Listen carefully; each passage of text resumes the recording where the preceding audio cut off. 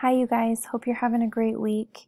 I just wanted to give you a little rundown here of the Google Classroom for the week. Instead of a little video, I'm going to have you do a reading called Building Your Plate, Comparing the Newest Symbols of Eating Healthy. You can either read the PDF version on your own, or if you stay on this recording, I'm going to record myself reading the article, and you can listen to it as well. I do want you to, of course, after this, go to the week 5 assignment, and you'll find the slide that has the directions for what to do for this week. And you just need to get the reading done, and then click on the quiz link. It's a Google form quiz. It's going to ask you a few questions about the reading. It's going to ask you 4 questions. That's it. You can do extra credit this week if you help around your house or your neighborhood. I would give you some extra credit if you send me a picture of whatever you do to help. I gave you some examples like washing the dishes, mowing the lawn, things like that. Okay? There will be, of course, a virtual session like we've done the other weeks, Wednesday at 10:30 in the morning. It's optional, but I would love to see you there. Okay, here is the reading. Let me see if I can find where I put it. There we go. Okay, this is called Building Your Plate, Comparing the Newest Symbols of Healthy Eating, by Emily Labrie in Odyssey Magazine, adapted by Newsela staff in January of 2020. This says, Image 1, at school, many kids make choices about what to eat. Knowing how to make healthy choices can be hard. Remember the food pyramid? Maybe not. That visual guide to eating well was replaced by something simpler looking in 2011 when the U.S. Department of Agriculture, USDA, in collaboration with First Lady Michelle Obama, introduced the new My Plate program. This collaboration started in response to a 2010 report by the White House Childhood Obesity Task Force. This report challenged the USDA to design a new symbol to inspire Americans to eat healthier. What is My Plate? The My Plate icon shows a plate with the 5 food groups. It suggests that the portion should be, it suggests what the portions should be for each food group. This visual aid is meant to make it easier to picture the portions of each meal. The USDA stated on the 1-year anniversary of My Plate's release that it was launched to encourage people to think about their food choices in order to lead healthier lifestyles. Today we celebrate the great strides we are making from our local schools to the dinner table as Americans embrace My Plate and find practical ways to apply it to their daily lives.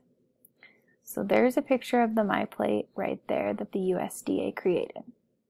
The Healthy Eating Plate versus My Plate. The Harvard School of Public Health and Harvard Medical School responded to the creation of My Plate. They created their own version. It is called the Healthy Eating Plate. The Harvard group suggested that its graphic was preferable because it was based on the best available science. The Healthy Eating Plate, they said, was not subjected to political pressure from food lobbyists. So there is the Healthy Eating Plate. You can see that they are similar, but there are a few differences that it will go through. Walter Willett is the chair of the Department of Nutrition at Harvard School of Public Health. Unfortunately, like earlier U.S. Department of Agriculture pyramids, My Plate mixes science with the influence of powerful agricultural interests, which is not the recipe for healthy eating, he said. Harvard's Healthy Eating Plate examines each of the 5 food groups in depth. It also addresses issues My Plate doesn't. These include whole grains versus refined carbohydrates, protein sources, healthy oils, hydration, and exercise. How refined is that carbohydrate? Refined carbohydrates are grains like white bread and white rice. These foods act similar to sugar in the body. Eating too much of these refined carbohydrates may contribute to weight gain and increase the risk of diabetes. The Healthy Eating Plate emphasizes whole grains. Some examples of whole grains are whole wheat bread and brown rice.